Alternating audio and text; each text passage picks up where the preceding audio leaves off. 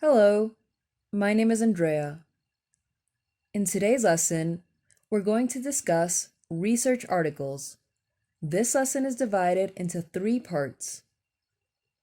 In part 1, we'll describe the structure of a research article. In part 2, we'll discuss objectives. And in part 3, we'll describe main findings. Let's get started.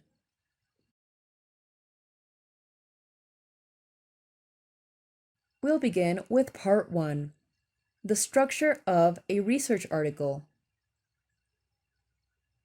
Research articles are typically divided into 4 main sections: introduction, methods, results, discussion. This is sometimes called the IMRAD structure of articles. The introduction contains background information. In other words, it reminds the reader what is already known about the subject. It includes information about previous studies and explains what has not been investigated previously. Finally, there is usually a statement of the objective or purpose of the research, explaining why they did it. In the case of clinical research, the methods section gives details of the people who were studied, the participants in the research. The methods section also contains information about any intervention carried out, for example, medication, advice, or operations. It gives details of the steps taken in the study, how the participants were chosen, and includes the main things measured, such as blood levels. Finally, there is information about statistical analysis. The results section tells what was found, the findings of the study. The discussion section contains explanations and claims for the importance of the study. It may also list limitations or parts of the study which were unsatisfactory and suggest what research needs to be done in the future. There is usually a conclusion, which is sometimes a separate section. At the end of most articles, there is a short section called Acknowledgements. In this section, the authors thank people who have helped them in their research. Finally, there is a list of references, the books and articles which the authors have used.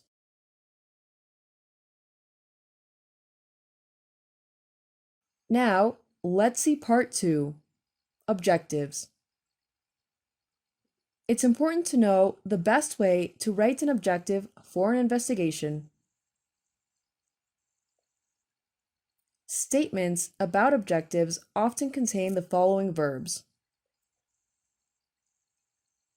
assess. We assessed whether. Determine. The aim of our study was to determine whether. Investigate. We investigated the. Evaluate. This study evaluated the. Lastly, we'll see part 3, main findings. The discussion section usually begins with a summary of the main findings. This is related to the objective of the study. Typical verbs include show. We have shown that. Confirm. Our study confirmed that. Provide evidence. These findings provide strong evidence that. If the results are less certain, we can also say suggest. These results suggest that. And with negative results, we can use the expression fail to. This study failed to show that. With that, we finished today's lesson. I hope you found this information useful. See you next class.